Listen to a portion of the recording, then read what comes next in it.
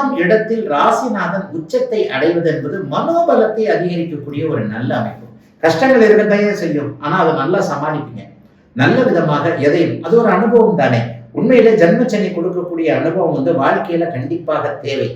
நல்லவைகளை எப்படி வேணாலும் எப்போ வேணாலும் அனுபவிக்கலாம். ஆனா கெட்டவைகளை இந்த பருவத்திலேயே யார் நல்லவன் யார் கெட்டவன், எது நல்லது எது கெட்டது, நம்ம என்ன செஞ்சா தோல்வி வரும், இந்த மாதிரியான நெகட்டிவான விஷயங்களை ஜென்மச்சனியில தானே நீங்க அனுபவிப்பீங்க. அந்த ஜென்மச்சனி அமைப்புகள் இப்போது உங்களுக்கு நடந்து கொண்டிருக்கின்றன. அதிலிருந்து உங்களை மீட்டெடுக்கின்ற விதமாக, மனோபலத்தை கொடுக்கக்கூடிய விதமாக பெரிய கஷ்டங்கள் எதுவும் வந்துடாம, கஷ்டம் இருக்கும், தாங்க முடியாத கஷ்டங்கள் எதுவும் இல்லாம சகித்துக் கொள்ளக்கூடிய, பொறுத்து கொள்ளக்கூடிய, எதையும் பாசிட்டிவாக நினைக்கக்கூடிய சில பல கஷ்டங்கள் வரக்கூடிய அமைப்புகள் இப்போது கண்டிப்பாக மீன ராசிக்காரர்களுக்கு இருக்குதுங்க. இளைஞர்களுக்கு, பெரியவர்களுக்கு இருக்கின்ற கையிருப்பு கரையும், உழைப்பீங்க, சேமித்து வச்சிருக்கிற பணத்தை செலவு பண்ணி மங்கள விஷயங்கள் வீட்டில் நடக்கும். வீடு கட்டக்கூடிய அமைப்பு உண்டு, வீடு வாங்கக்கூடிய அமைப்பு உண்டு, நல்ல வாகனம் வாங்கக்கூடிய அமைப்பு உண்டு. குழந்தைகள் சார்ந்த விஷயத்துல கொஞ்சம் நல்லவைகள் நடக்கும்.